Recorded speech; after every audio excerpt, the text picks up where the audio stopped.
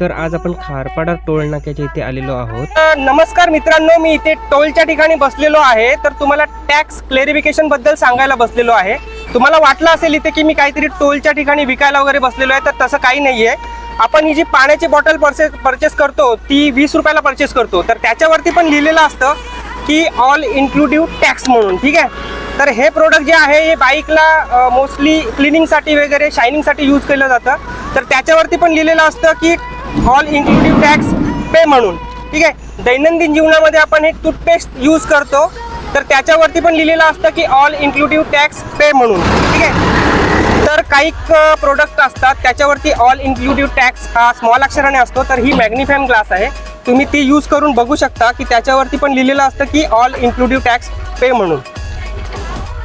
समजा आपण 100 रुपयाचा साबण परचेस केला तर त्याच्यासाठी 18% GST पे करतो, म्हणजे आपण साबणाचे भरतो टोटली 118 रुपये.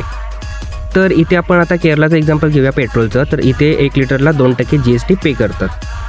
आपण मुंबई महाराष्ट्राचा आता पेट्रोलचा टॅक्स बघूया. तर इथे आपण 1 लिटरला 5% टॅक्स असा पे करतो. समजा इथे आपण आता 22 लिटर पेट्रोल टाकला, त्याची ही इनवॉइस स्लिप आहे. तर आपण 22 गुणिले 5 केलं तर तिथे आलं 110, म्हणजे ऑलरेडी आपण गव्हर्नमेंटला 110 रुपये पे केले. म्हणजे साधारण गव्हर्नमेंटला आपण 1 लिटर पेट्रोल हा आपल्याकडनं दिला. आता माझ्या मित्रांनी एक नवीन फ्रॉन्क्स गाडी खरेदी केली, तर त्याचा ऑलरेडी त्यांनी टॅक्स 65,916 रुपये असा पे केला. त्याचबरोबर प्रॉपर्टी गेन टॅक्स हे बघा तुमच्या पुढे आहे म्हणून. ठीक आहे. ॲलोवेरा जेल आहे ती पण ऑल इन्क्लुडिव्ह टॅक्स पे म्हणून. ठीक आहे. आता डर्मिकूल गरमी वगैरे आलेली आहे त्याच्यावरती पण ऑल इन्क्लुडिव्ह टॅक्स पे म्हणून. सिंथॉल साबण जो आहे त्याच्यावरती पण ऑल इन्क्लुडिव्ह टॅक्स पे म्हणून.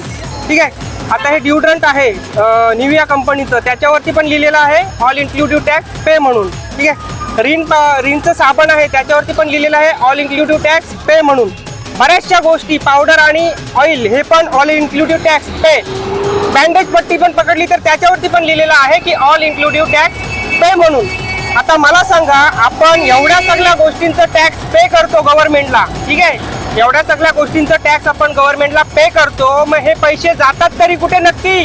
कारण परत आपल्याला ह्या टोलच्या स्वरूपात आपल्याला पैसे द्यायला लागतात. प्रत्येक गाडीचा टोल तुम्हाला मी थोड्याच वेळात दाखवणार आहे, तुम्ही बघा.